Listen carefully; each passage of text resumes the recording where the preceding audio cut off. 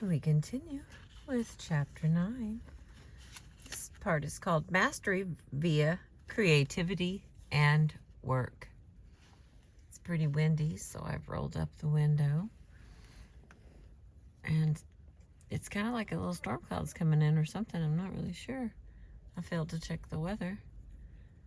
I know where the sun will peek out, so I try to be there. So here we go. Mastery via creativity and work. Art has been called our chief means of breaking bread with the dead. For many individuals, creative work becomes a way of making sense, not only of an early loss, but also of their feelings following that loss. Certainly, creativity is multi-determined, and it would be wrong to suggest that early loss is the primary driving force for creativity in the lives of artistic geniuses. However, loss seems to be a factor in the form one's creative expression takes.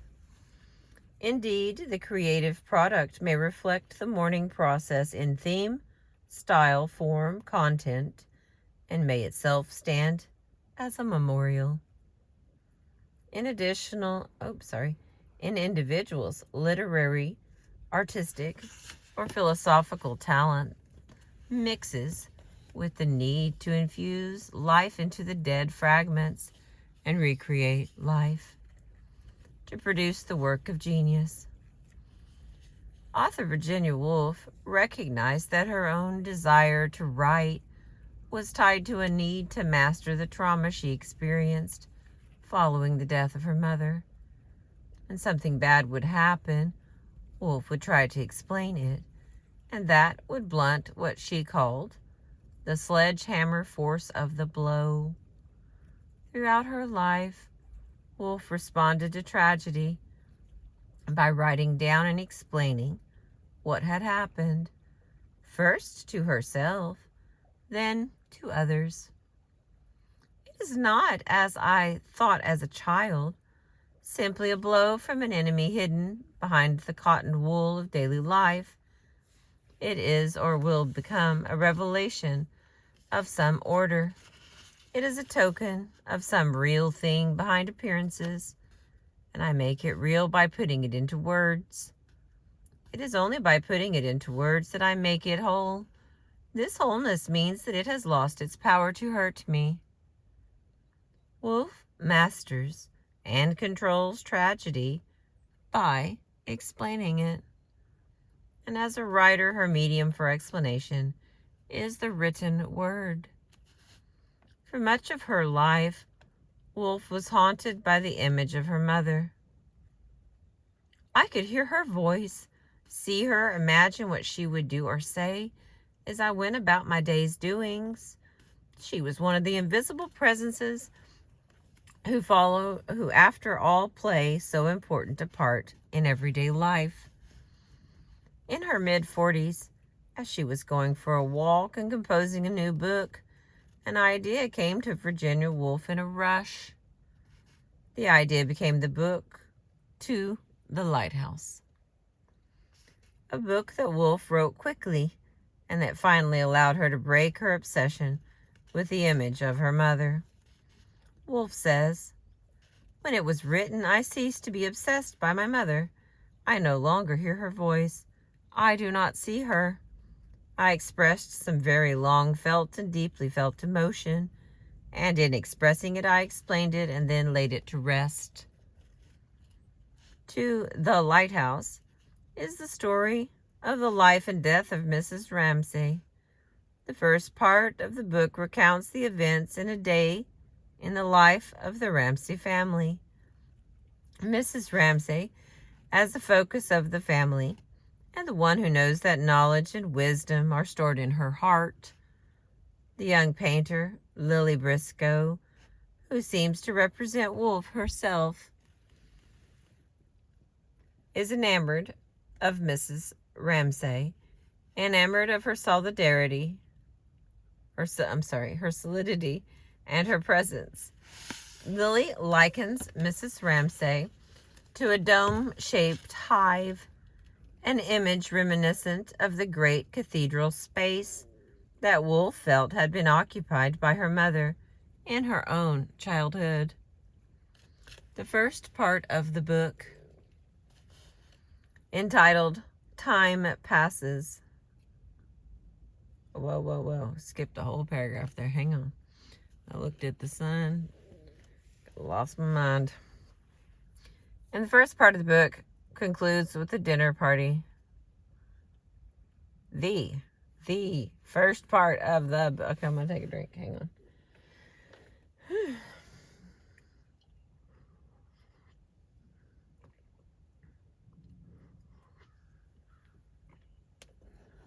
All right, let's see if we can do it this time. The first part of the book concludes with a dinner party where Mrs. Ramsay mused about her life. They would, she thought, going on again, however long they lived, come back to this night, this moon, this wind, this house, and to her too. It flattered her, where she was most susceptible to flattery, to think how, wound about in their hearts, however long they lived, she would be woven. The second part of the book, entitled Time Passes, begins with the family's return to their summer home following the death of Mrs. Ramsay. The desolation of loss is captured beautifully in Woolf's description of the house. The house was deserted. It was left like a shell on a sandhill to fill with dry salt grain, now that life had left it. In the final section of the book, the painter Lily Briscoe, now a woman of 44, the same age as Woolf when she wrote To the Lighthouse, finally completes a painting she had begun of Mrs. Ramsay. The completed painting allows Lily to put to rest a memory she had carried for many years. She had borne it in her mind all these years. It seemed as if the solution had come to her. She knew now what she wanted to do. As she paints her picture, Lily is aware of how angry she is with Mrs. Ramsay. With the brush slightly trembling in her fingers, she looked at the hedge, the step, the wall. It was all Mrs. Ramsay's doing. She was dead. Here was Lily, at 44, wasting her time, unable to do a thing, standing there playing at painting, playing at the one thing one did not play at, and it was all Mrs. Ramsay's fault. She was dead. The step where she used to sit was empty. She was dead. But why repeat this over and over again? Why be always trying to bring up some feeling she had not got? There was a kind of blasphemy in it. It was all dry, all withered, all spent. As she completes her painting, Lily Briscoe does recapture the feeling buried deep inside her. She shouts out Mrs. Ramsay's name. Mrs. Ramsay, Mrs. Ramsay, and the tears run down her face. When she finishes her painting, her creative work, Lily Briscoe says simply, "It is finished," referring perhaps not only to the painting on the canvas, but to her own mourning, finished at last with the creative act. So, too, did Virginia Woolf complete her own mourning by writing To the Lighthouse. It would be unfair to compare the creative efforts of others to a literary master like Virginia Woolf. However, several of the people with whom I spoke did attempt to gain control over the terror of loss through the creative process. One woman, who is a successful painter, described 2 projects that were clearly linked to the death of her father. Early in her career, she did a photographic essay using prints from the time period 1914 through 1925. The essay was an attempt to capture the mood and spirit of that particular time in American history. My father was born in 1914, and I have always wondered if the project was some attempt to understand the time he was born and the world at that time. I wanted to recapture what was important to him. This early project was her attempt to forge a personal link with a father she barely knew. Later in her career, her art became more political, and she has turned her attention to the struggles of women and the passion and beauty of a woman's body. Her paintings are not merely done with oil on canvas or charcoal and ink. She uses blood in the construction of her images. I paint with menstrual blood. It is a blood transformed to be an image of life instead of death. This woman's father died of a rare blood disease, which required that he have frequent transfusions in the months before his death. These transfusions were performed in the home. When her father finally died, he bled to death through his mouth and rectum. For this young girl, blood became the vehicle of death. She must have been terrified by the vision of her bloody father being carried to the ambulance. As an adult, she has taken the image of blood and used it as something creative, rather than something associated with death. By working with blood, she has taken this death image and tamed it. Another man, who became a successful artist and architect, recalls the way he experienced the night of his mother's death. The sudden announcement came at 11 p.m., waking the sleeping children and gathering them to the kitchen table to hear that their mother had died suddenly. He recalls that he had no immediate response to the announcement. Instead, he focused his attention on the room. I remember every aspect of the space, everything about it, the lighting, the shadows, everything. As a boy of only 13, his artist's eye allowed him to gain control over the traumatic announcement of his mother's death.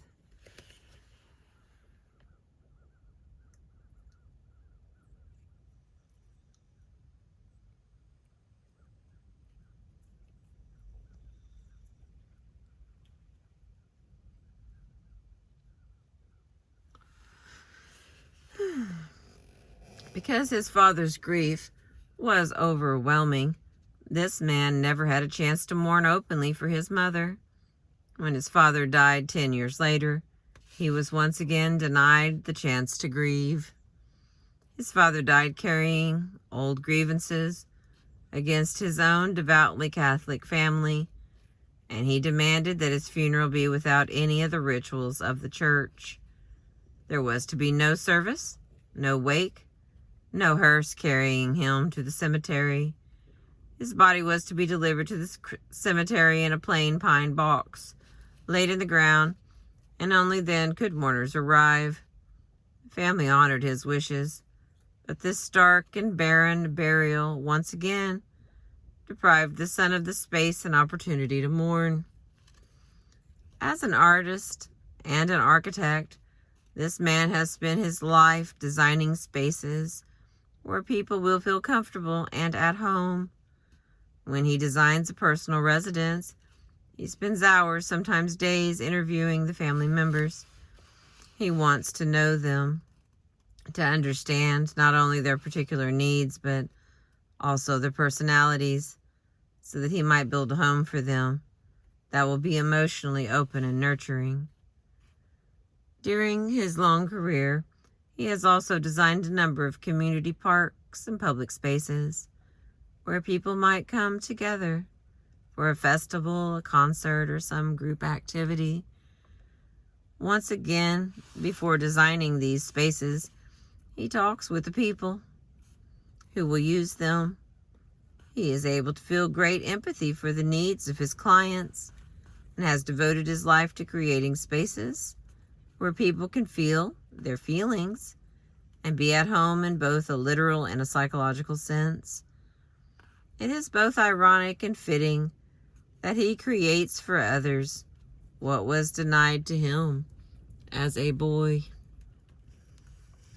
All people who seek to master the trauma of early loss do not become artists or architects or designers. There are many ways in which, via one's life work, one can creatively master past loss.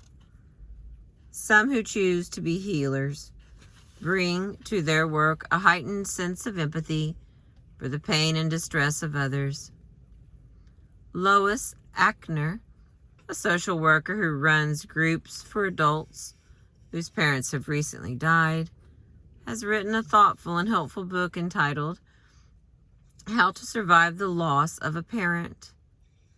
Ackner works with adult survivors of loss, bringing to her work the special empathy of one who knows loss firsthand. Her own father died when she was only 6, and she says, "For a long time I believed that the only major thing that ever happened in our family was my father's death. It influenced what I did, it excused what I couldn't do. Everything else seemed to be viewed through the lens of that event." Ackner's life work has been inspired by her own early experiences. Similarly, Judith Wallerstein, whose landmark study of the impact of divorce on the lives of survivors has changed the way we think about divorce, came to her own calling via an experience of loss in childhood. Wallerstein writes in the preface of her book, Second Chances, "My father died of cancer when I was 8 years old, leaving my mother at the age of 29 with 2 children, several years of college education, little money, and few marketable skills. No doubt my lifelong professional interest in helping children, especially those suffering loss and separation, has its roots in my own continued mourning for my father and in my compassion for my mother's gallant struggles to protect my younger brother and me from the economic and personal hardships that she faced daily." Wallerstein might not have been as sensitive to the enduring impact of family breakup if she had not learned firsthand what it means to be a survivor of loss. One woman grew up viewing death as a cruel trickster. Her mother died when she was only 5 months old. Her father died years later when she was barely a teen. These early deaths were followed in adulthood by the illness of her husband, the stabbing death of an aunt who had helped to raise her, and the suicide of another aunt. Although she wanted to be able to see death as peaceful sleep, for her, death was indeed a grim reaper, a cruel presence that snatched life away prematurely. After years of raising her children, this woman returned to graduate school and obtained a degree in gerontology. She now works as a counselor in an old age home, and she says, "I love my job. People in the home die of natural causes, most of them after a long and productive life." She told me the story of a client of hers who had just recently died. She had grown quite close to this woman, yet felt no pain or sadness when the woman passed away. Her client was 96 and died one night in her sleep. By her work, this woman had managed finally to transform for herself the image of death. She has come to know death as a benign presence, coming quietly and peacefully at the end of a long life. Another woman whose father died in a plane crash became an aerospace engineer. As she told me of her profession, she was almost embarrassed. It is so obvious. Yet from the time of her father's tragic death, she was intent on understanding what had happened. As a child, she had turned to religion for an explanation. My father never went to church, but I started after my father died. I started walking myself to church. I got up Sundays, walked a mile to church, and then walked home. But it didn't help, so I abandoned God and church and almost became an atheist. As a young woman, she turned to science for an explanation of what had happened to her father. I was intent on learning how planes worked. I wanted to understand what went wrong. It helps me to understand physically just what happened. In her professional life, she is the designer, the engineer, the one in control, deciding how things will be built. She is no longer the helpless victim, waiting on the ground for the plane to land. A career, a life's work, or a passion sometimes allows one as an adult the opportunity to gain mastery and control over the tragic events that seem so confusing and inexplicable in childhood. That's the end of that part. We're on page 229. We've been reading, let's see, what have we been reading? Mastery via creativity and work. And the next part will be recreating the self. I think it's one of my favorite sections, especially from this part of this chapter here. And thank you for being with me this morning. I appreciate you listening. This is still the book, The Loss That Is Forever, by my favorite author, Maxine Harris PhD. I appreciate you listening. Thank you.